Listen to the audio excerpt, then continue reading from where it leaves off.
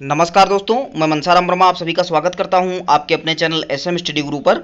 आपने अगर फॉर्म भर दिया है ग्राम पंचायत सहायक भर्ती का, तो आपके मन में ये डाउट जरूर आ रहे होंगे। अगर आपने फॉर्म नहीं भरा है अभी तक तो आप प्लीज़ जाकर के फॉर्म भर दीजिए। अगर आपके कोई डाउट है तो चैनल पर ऑलरेडी 12 से 13 वीडियो आपको दिए जा चुके हैं, उनको देखने के बाद आपके कोई भी डाउट नहीं बचेंगे। अगर आपको फॉर्म प्राप्त नहीं हो रहा है तो डिस्क्रिप्शन में टेलीग्राम चैनल का लिंक है, आप उसको ज्वाइन करिए और वहां से आप फॉर्म को प्राप्त कर सकते हैं। बाकी अगर आपके कोई डाउट है तो इस वीडियो को कंप्लीट देख लीजिएगा। आपके हर एक डाउट का यहाँ पे आंसर मिलने वाला है, वो चाहे राजनीतिक रूप से हो या फिर आर्थिक रूप से हो, प्रधान को लेकर हो या फिर सैलरी से लेकर हो, मेरिट से लेकर हो या फिर कोई भी डाउट हो, तो आप वीडियो को कंप्लीट जरूर देख लीजिएगा।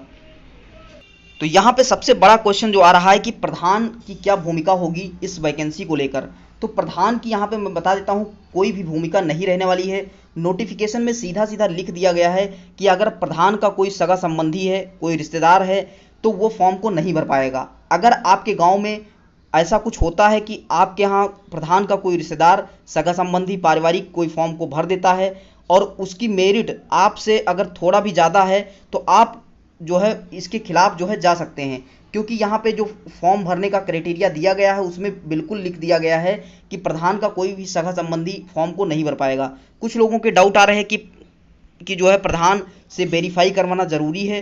तो आपको फॉर्म को वेरीफाई करवाना बिल्कुल भी ज़रूरी नहीं है, क्योंकि ऐसा कुछ भी नहीं लिखा है फॉर्म में मैंने अच्छे से जो है हर वीडियो में बता दिया है कि फॉर्म को आपको वेरीफाई नहीं करवाना है।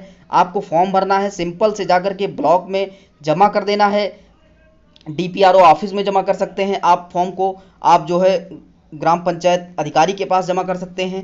तो इन सभी बातों को हम पहले भी क्लियर कर चुके हैं। तो आपको इस बात को बिल्कुल समझना चाहिए कि प्रधान की यहाँ पे कोई भी भूमिका नहीं रहने वाली है।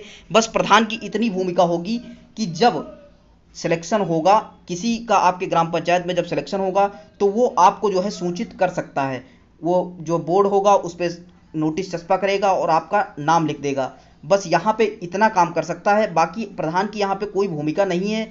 अगर आपके गांव में ऐसा कुछ हो रहा है, आप सोच रहे हैं कि हमारे प्रधान से दुश्मनी है, लड़ाई है, झगड़ा है, तो ऐसा कुछ भी होने वाला नहीं है। प्रधान की यहाँ पे कोई भूमिका नहीं है, तो इस बात को आप बिल्कुल गांठ बांध लीजिए।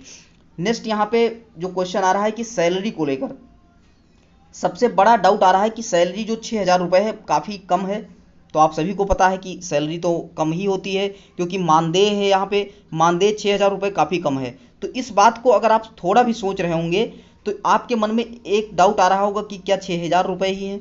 अगर 6,000 रुपये होते तो आप लिटरली यहाँ पे फॉर्म को नहीं भरते, आप फॉर्म को यहाँ पे नहीं भरते। और आपको पता है कि प्रधान का जो पद होता है उसका मानदेय कितना है। मानदेय केवल 3500 रुपये, 4,000 रुपये निर्धारित किया गया है। तो क्या आप सोच रहे होंगे कि प्रधान जो प्रधानी लड़ता है तो वहाँ पे 20 लाख रुपए, 15 लाख रुपए खर्चा करके जो है वो प्रधान बनता है और वहाँ पे उसको 3500 रुपये केवल मिल रहे हैं, तो क्या वो 3500 रुपये के लिए जो है प्रधान बनना चाहता है? तो इस बात को आप समझ चुके होंगे। ये बात बिल्कुल हिडन है, सरकार को भी पता है कि जो है यहाँ 3500 रुपये के लिए कोई प्रधानी नहीं लड़ेगा। तो इस बात को आप यहाँ से समझ सकते हैं, मैं डायरेक्टली नहीं बता रहा हूँ, फिर भी आप लोग समझ चुके होंगे कि 6,000 रुपये ये 6,000 रुपये नहीं है। आप इनको 6,000 रुपये मत सोचिए। और बाकी अगर सुविधाओं की बात की जाए तो यहाँ पे 1,75,000 रुपये का जो इंस्ट्रूमेंट, साज सज्जा, जो इक्विपमेंट आपके लिए जो है मिलने वाले हैं। आपको जो है ग्राम पंचायत में जो ग्राम पंचायत की ऑफिस होगी वहाँ पे आपको बैठना है, वहाँ पे हर एक चीज़ की सुविधाएं आपको मिलने वाली हैं। यानी कि लैपटॉप मिलेगा, आपको ब्रॉडबैंड कनेक्शन मिलेगा, इंटरनेट की अच्छी सुविधाएं मिलेंगी, हर एक चीज़ मिलने वाला है। बाकी आपको लेखा जोखा किसका करना है, तो आपको पता है कि जो है प्रधान पद पे जो भी है उसके अंडर में जो भी काम आ रहे हैं, यानी कि आपकी ग्राम पंचायत में जो भी काम आ रहे हैं, सड़क को, नाली को या फिर सफाई को लेकर जितने भी पैसे आ रहे हैं उनका लेखा जोखा आपको करना है। यानी कि आप जो है एक जो वीडियो होता है, यानी कि ग्राम पंचायत अधिकारी और प्रधान के आप बीच के हैं, यानी कि आपको दोनों लोगों का लेखा जोखा आपको जो है रखना होगा और जो है इसको अपने उच्च अधिकारी यानी कि ग्राम पंचायत अधिकारी को बाद में सौंप करके बता देना होगा कि इतना खर्चा आया है, पूरा आपको डेटा बना करके देना होगा। तो इस बात को भी आप समझ चुके होंगे कि 6,000 प्लस सुविधाएं यहाँ पे क्या होने वाली हैं। नेक्स्ट यहाँ पे क्वेश्चन आ रहा है कि 1 साल के बाद क्या होगा, ये सबसे बड़ा क्वेश्चन है। तो आप इस बात को क्यों नहीं समझ रहे हैं कि 1 साल के बाद जो भी सरकार वैकेंसियाँ निकालती है संविदा पर, वहाँ पे कोई आज तक निकाला नहीं गया है। आप हिस्ट्री पूरा उठा करके देख लीजिए, कोई भी भर्ती हो, वो चाहे शिक्षा मित्र को लेकर हो, आंगनबाड़ी कार्यकर्त्री को लेकर हो, या फिर कोई भी वैकेंसी अब तक जो भी आई है जो मेडिकल से रिलेटेड हैं, यानी कि डी फार्मा है या फिर ऐसे हैं, उनकी भी वैकेंसियां कई बार आ चुकी हैं और संविदा पे भर्ती हुई है, कोई भी आज तक निकाला नहीं गया है। तो इस बात को आपको समझना चाहिए, क्योंकि 58,189 बड़े पद हैं यहाँ पे, और 58,189 गुणे 5 आप कर सकते हैं, क्योंकि हर एक फैमिली में हर एक व्यक्ति से जुड़े 4 से 5 लोग जरूर होंगे। तो यहाँ पे अगर बात की जाए तो काफ़ी अच्छा जो है वोट बैंक जो है सरकार का है। तो कोई भी सरकार आएगी तो वो जो है यहाँ पे पद को कभी भी हटाना नहीं चाहेगी, क्योंकि वो अपना हानि जो है, राजनीतिक हानि जो है वो नहीं करना चाहेगी, चाहे कितना भी पैसा उसको खर्चा करना पड़े। तो आप इसका सीधा संबंध आप शिक्षा मित्र से समझ सकते हैं, आंगनबाड़ी कार्यकर्त्री से समझ सकते हैं। यहाँ पे कोई भी हटाया नहीं गया है, इसलिए आपको ये बिल्कुल डाउट नहीं रखना है कि 1 साल के बाद हमको हटा दिया जाएगा। नेक्स्ट यहाँ पे सबसे बड़ा क्वेश्चन आ रहा है कि मेरिट कौन तैयार करेगा। तो मेरिट आपको मैंने पहले ही बता दिया था कि 3 लोगों की जो समिति होगी उसका हेड जो है डीएम होने वाला है, यानी कि डिस्ट्रिक्ट मजिस्ट्रेट के अंडर में ये 3 लोग होंगे। ये तीनों लोग मिल करके जो है इस मेरिट को तैयार करने वाले हैं। इसमें प्रधान का कोई भी रोल नहीं रहने वाला है। अगर आपने फॉर्म को भरा है और पूरे ग्राम पंचायत में आपके हाईएस्ट मार्क हैं तो उस कंडीशन में आपका सिलेक्शन श्योर है।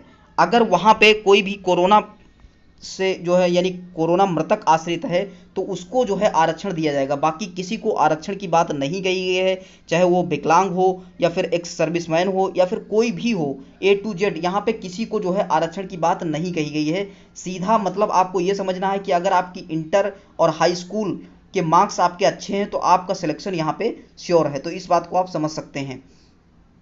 नेक्स्ट बात यहाँ पे अगर हम बात करें वेतन कब तक बढ़ेगा, तो वेतन अगर बढ़ने की बात करें तो यहाँ पे 1 साल तक का जो समय दिया गया है उसमें हमें नहीं लग रहा है कि वेतन बढ़ेगा। 1 साल तक कोई वेतन नहीं बढ़ने वाला है यहाँ पे, और हो सकता है ये वैकेंसी जो है बाद में सरकार को लगे कि हाँ जो है ये वैकेंसी परमानेंट कर देनी चाहिए, तो परमानेंट होने के भी चांस यहाँ पे ज़्यादा बन रहे हैं। तो इस कंडीशन में सैलरी यहाँ पे 1 साल के बाद आपको अच्छी खासी सैलरी देखने को मिल सकती है। तो मैं उम्मीद करता हूँ कि आपके जितने भी डाउट होंगे सारे क्लियर हो चुके होंगे।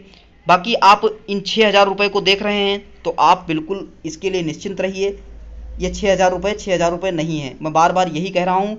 तो आप इसको राजनीतिक रूप से, आर्थिक रूप से, किसी भी तरीके से आप सोच करके, अगर आपके गांव में सीट जो है ओबीसी है तो आप ओबीसी कैंडिडेट होंगे तो आपको फॉर्म को भर देना है। अगर जनरल है तो आप जितने भी लोग हैं सभी लोग फॉर्म भर सकते हैं। इन सभी बातों पे हम पहले भी चर्चा कर चुके हैं। बाकी अगर आपके कोई डाउट होते हैं तो कमेंट बॉक्स में कमेंट करिए, सारे डाउट जो है आपके क्लियर हो जाएंगे। टेलीग्राम से जुड़ जाइए, वहाँ पे भी डिस्कस कर सकते हैं, कोई दिक्कत नहीं है। बाकी मिलते हैं नेक्स्ट वीडियो के साथ। आप अपने कमेंट जरूर छोड़ दीजिएगा और चैनल को सब्सक्राइब कर लीजिएगा, बेल आइकन को ऑन कर लीजिएगा, जिससे कि हर एक इन्फॉर्मेशन आपको सबसे पहले प्राप्त हो सके। Thank you so much. जय हिंद, जय भारत।